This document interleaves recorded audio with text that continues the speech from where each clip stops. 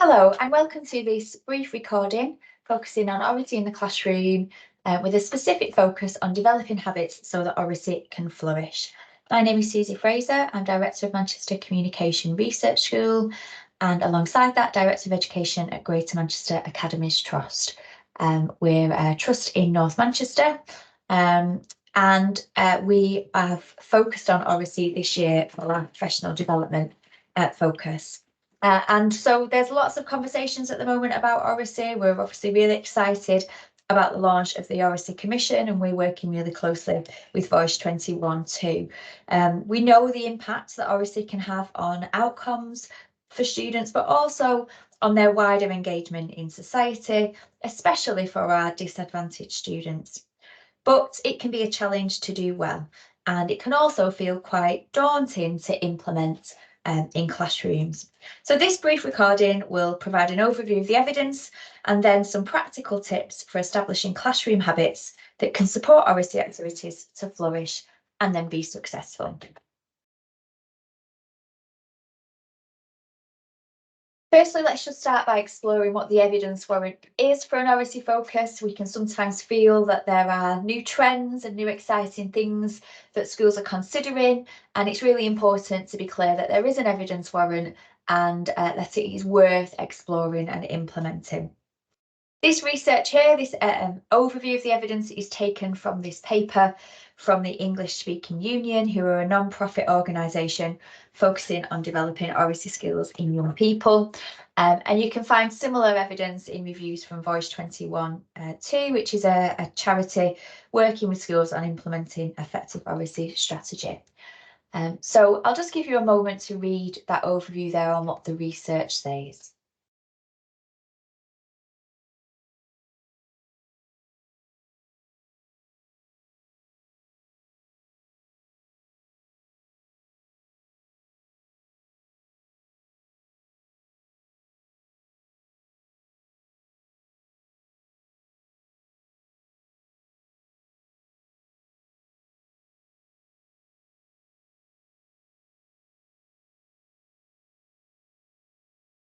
So what the evidence highlights then is that there is benefits on immediate academic outcomes for students who participate in high quality Oracy activities, but we also know that there are benefits beyond school.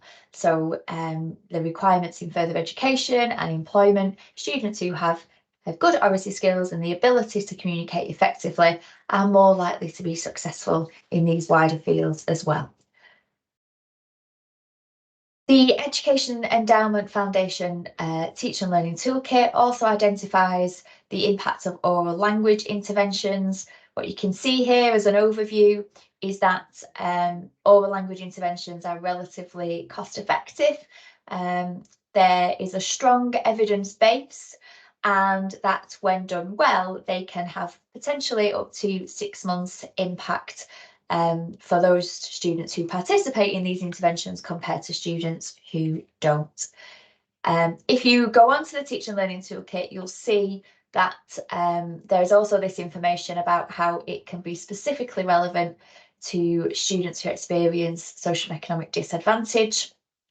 And so this tells us that the evidence suggests that pupils from lower socioeconomic backgrounds are more likely to be behind than their more advantaged counterparts in developing those early language and speech skills. And this can then affect their in-school experience and their learning later in their school lives. Oral language interventions can be used to provide additional support who are behind their peers in their oral language development, and targeted use of approaches may support some disadvantaged pupils to catch up with peers. So we know that there is a strong evidence base that carefully considering and implementing high quality Oracy strategy can have a real impact on student outcomes. So what do we mean by Oracy? And I think this summarises that quite neatly for us. We're talking here about learning to talk, but also learning through talk. The majority of students have an innate ability to develop their language, their oral language skills, but are rarely taught how to use spoken language in the same way that they are taught literacy and numeracy. that kind of high quality education in Oracy can develop their ability to talk well, but also talk can be used as a really powerful tool to explore new knowledge, to engage and think deeply about ideas and concepts, and also to embed new learning. So Oracy is important from the early years all the way through to secondary education.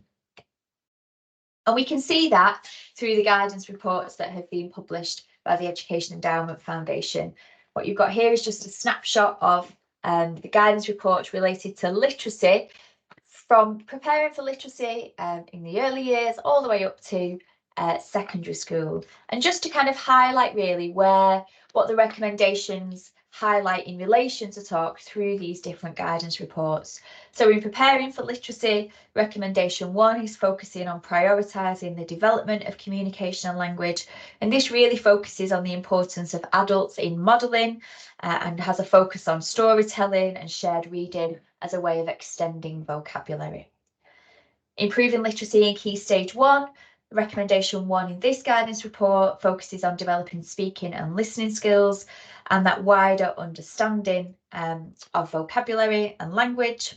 And again, here it's about approaches that emphasise the importance of high quality adult and child interactions and those collaborative activities that provide opportunities to learn and to hear language used effectively. In the Improving Literacy in Key Stage 2 guidance report, recommendation 1 here highlights the importance of developing pupils' language capabilities with a focus on purposeful speech and language activities, promoting high quality dialogue in the classroom and opportunities to extend student vocabulary. And in the Improving Literacy in Secondary Schools guidance report, recommendation 6 here emphasises the importance of providing opportunities for structured talk. And this is about designing those well-structured and guided talk activities, and with an emphasis on activities that promote accountable talk. And this is about that high quality talk that can be subject specific. More recently, the EEF has also developed the Early Years Evidence Store, and this is a collection of resources really focusing around approaches that are specific to early years practitioners. And one of those on there is communication and language. And the evidence here shows us that communication and language approaches really benefit young children's learning.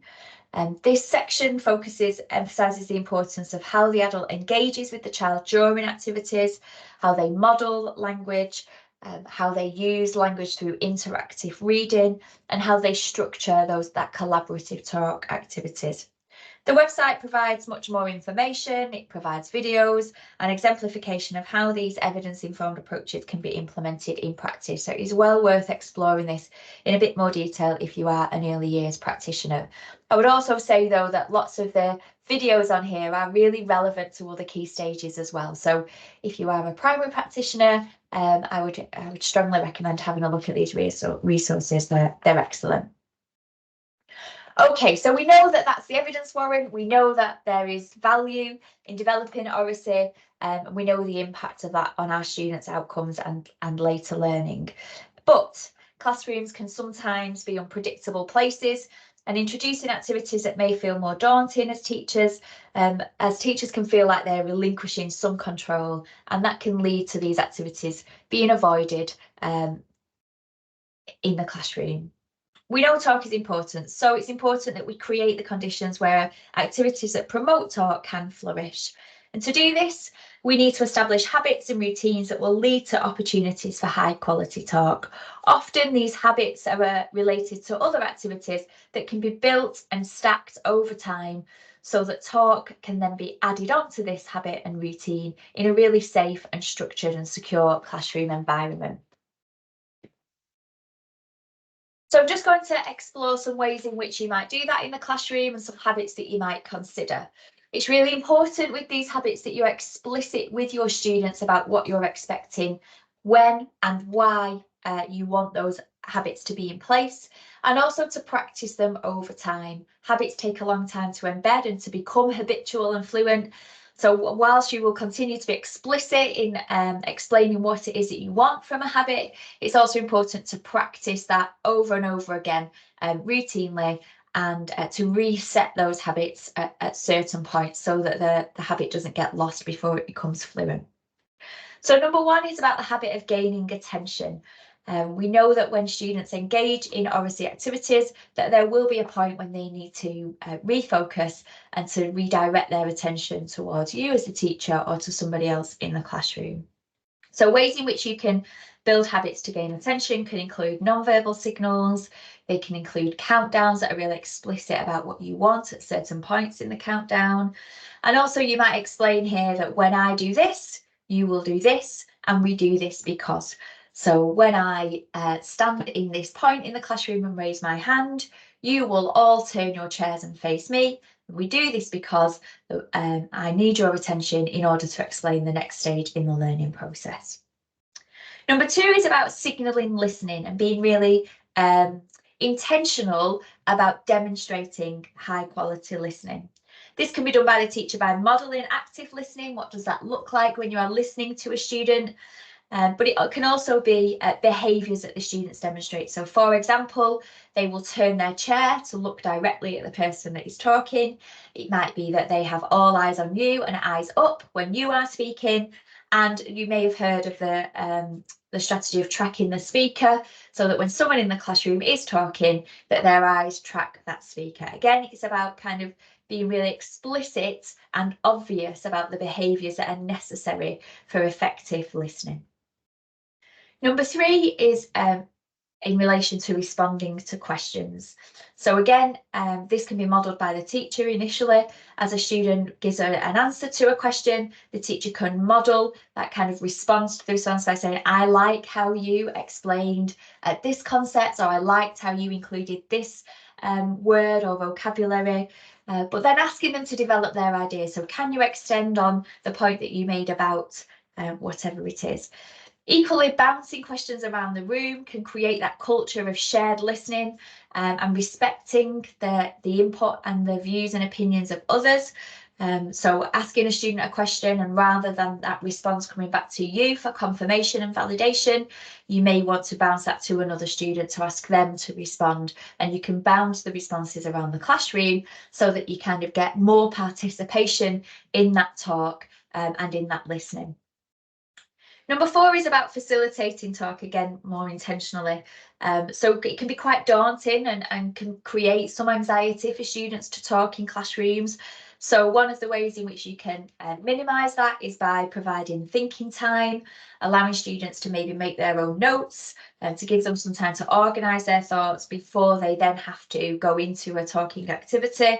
It might be that you scaffold that talk by providing vocabulary that you would like them to include, and again, giving them the opportunity to perhaps make some bullet points, or to script some notes. And it might be that you give them some choices as well. In the early stages of introducing talk, it might be that they just choose one of two or three things that they are going to say, so that they don't have to do too much thinking around the content before they then talk. And over time, you can remove that scaffold so that they are doing the thinking and coming up with that content themselves. The final tip really is about starting small. It can be a big leap to go straight into debates or group discussion. Something that we've done at Manchester Communication Academy is to really think about the behaviours and the habits that we can include, but in a very small, safe way, to build that culture of talk so that we can build that habit over time. So we started with loud and clear. So as students give a response to a question, we ask them to speak loud and clear, and we use a signal of putting our hand behind our ears so that students see consistently that there is their expectation that they use their voice and they are clear in their response. We've also then used chanting new vocabulary as a way of getting students used to using their voice, and again in creating that environment where talk is heard, and that's a safe space to do that. And then I've also introduced turn and talk as our next habit for talk. So again, a very simple activity where before students are asked to provide responses to retrieval activities or to to different questions, that they turn their chair, they talk to their partner, and they're given a very short amount of time to do that, and then they come back together. Again, building that culture of talk and that safe environment. And this then can lead to more collaborative talk activities. Thank you for signing up to this video. I hope you have found it useful. Thank you for giving the time to Oracy. Please do get in touch with us if we can help in any other way. And there will be more examples of exemplification on our social media channels. Thank you.